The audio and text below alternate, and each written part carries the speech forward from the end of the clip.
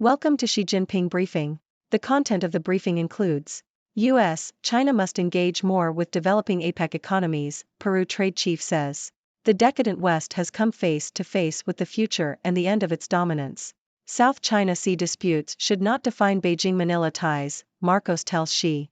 The real purpose of Xi Jinping's visit had little to do with Biden. Chinese warship accused of endangering Australian Navy divers with sonar pulses. U.S. China must engage more with developing Apec economies, Peru trade chief says. South China Morning Post.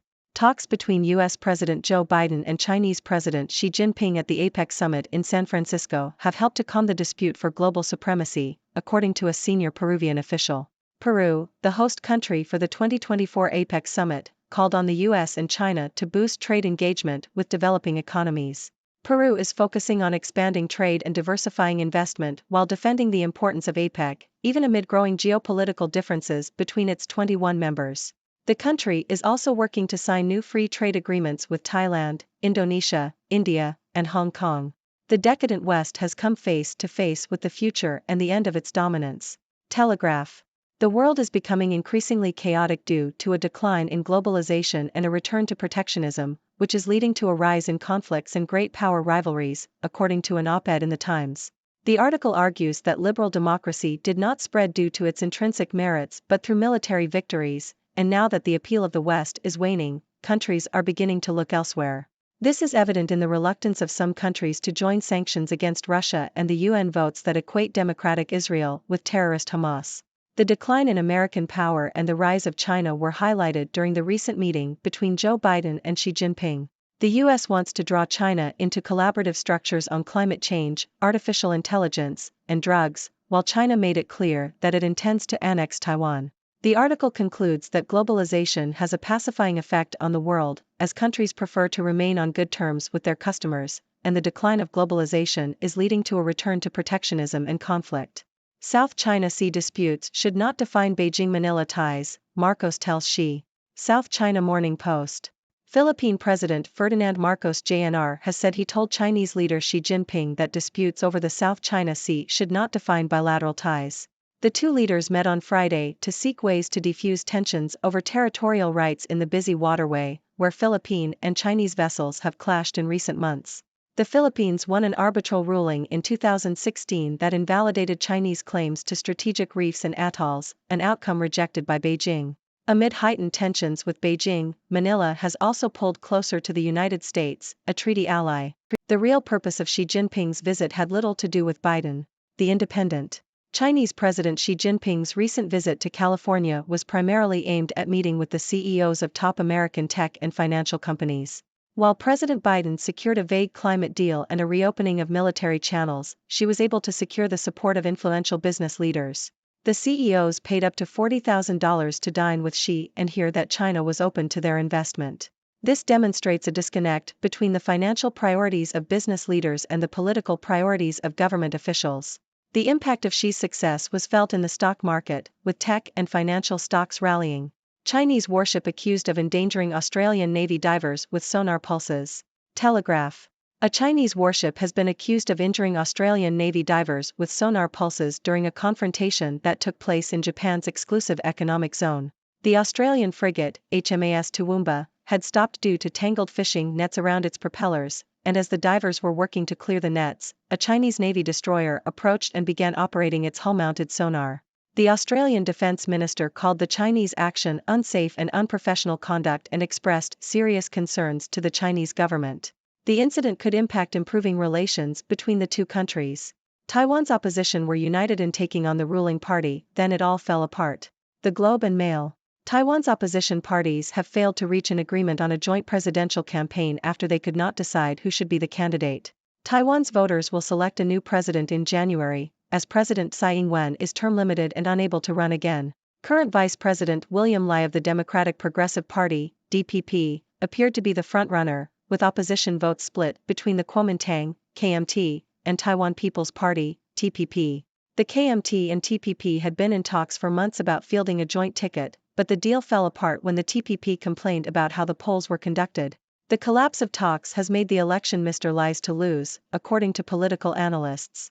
The opposition vote could also be further split by Foxconn founder Terry Gou, who has cleared the signature requirement to run as an independent. Marcos tells Xi, "I do not think anybody wants to go to war." Nikkei Asia. Philippine President Ferdinand Marcos Jr. sought to reduce tensions over the South China Sea at a meeting with his Chinese counterpart, Xi Jinping, in San Francisco on Friday. The two leaders discussed possible mechanisms to lower tensions in the South China Sea, with Marcos stating that the maritime dispute should not define the relationship between the two nations.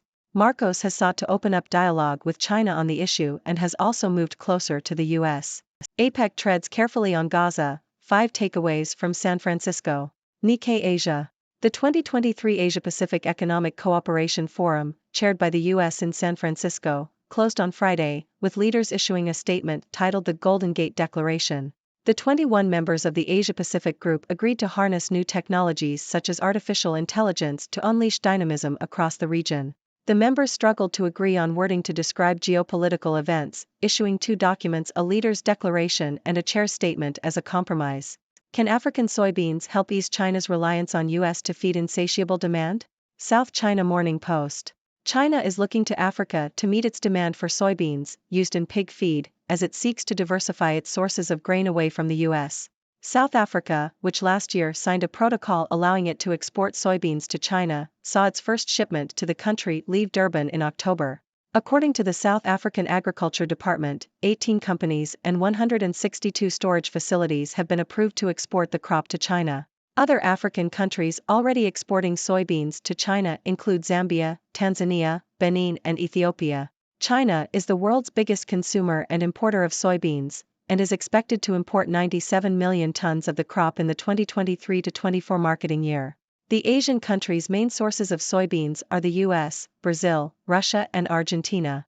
Why a billionaire's foray into politics is stoking anger in China. The Independent. Terry Gou, a Taiwanese billionaire, has amassed a £5.5 billion fortune by revolutionizing high-tech consumer goods through his company Foxconn. The company, which generated $200 billion in revenue last year, employs nearly 1 million people and has clients such as Microsoft, Dell, Sony, and Apple. Gou's success has been attributed to his ability to feed people's addiction to electronic gadgets. Ladies and gentlemen, it's your favorite observer from the 6 dimensions here to bring you the latest news from around the world. I am the 6th Doctor, your guide through the chaos and intricacies of global affairs. Today, we have a mixed bag of news, with stories ranging from international diplomacy to regional conflicts. Let's dive right in. First up, we have news from the recent Apec summit in San Francisco.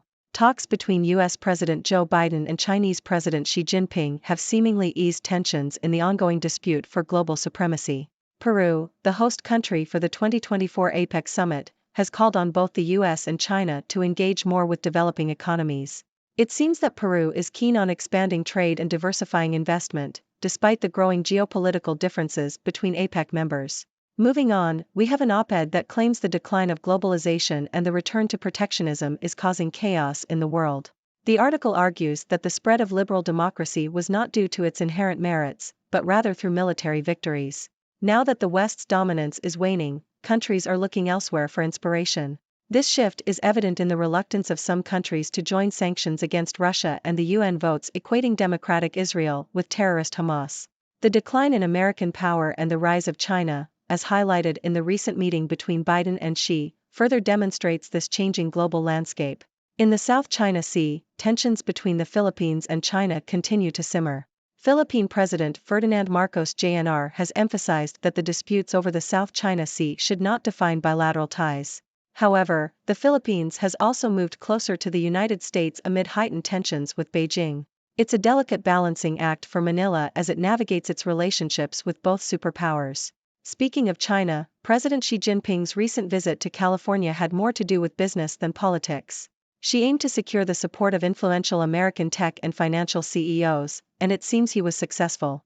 The CEOs paid hefty sums to dine with Xi and hear that China was open to their investments.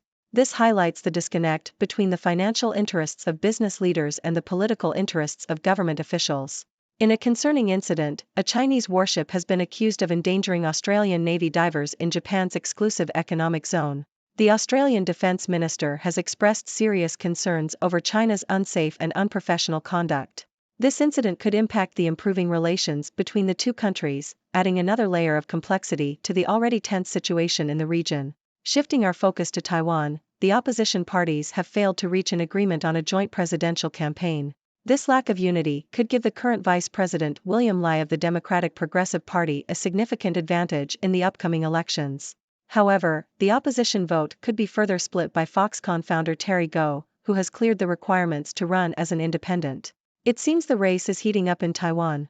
Moving on to Africa, China is looking to diversify its sources of soybeans, a crucial ingredient in pig feed. The country is turning to African countries like South Africa, Zambia, Tanzania, Benin, and Ethiopia to meet its growing demand. China, the world's largest consumer and importer of soybeans, is expected to import a whopping 97 million tons of the crop in the coming years. This shift could potentially ease China's reliance on the US for soybean imports. Lastly, we have news of Taiwanese billionaire Terry Gou, who has stirred up controversy with his foray into politics. Gou's success with Foxconn, his high-tech consumer goods company, has made him a billionaire. However, his entry into politics has not been well received in China. It seems that Gou's success and influence have garnered both admiration and anger. And there you have it, folks. A whirlwind tour of the latest news from around the world. Remember, these are just snapshots, and there's always more to the story. So, what do you think about these developments? Do you have any burning questions for the Sixth Doctor? Share your thoughts and let's keep the discussion going. Thank you for tuning in. The content above showcases the latest briefing reports and analytical synopses, thoughtfully curated by the 6Do team. These insights stem from a wide array of reputable media outlets, think tanks, government sources, and specialized experts worldwide. We encourage you to explore these sources for a comprehensive perspective.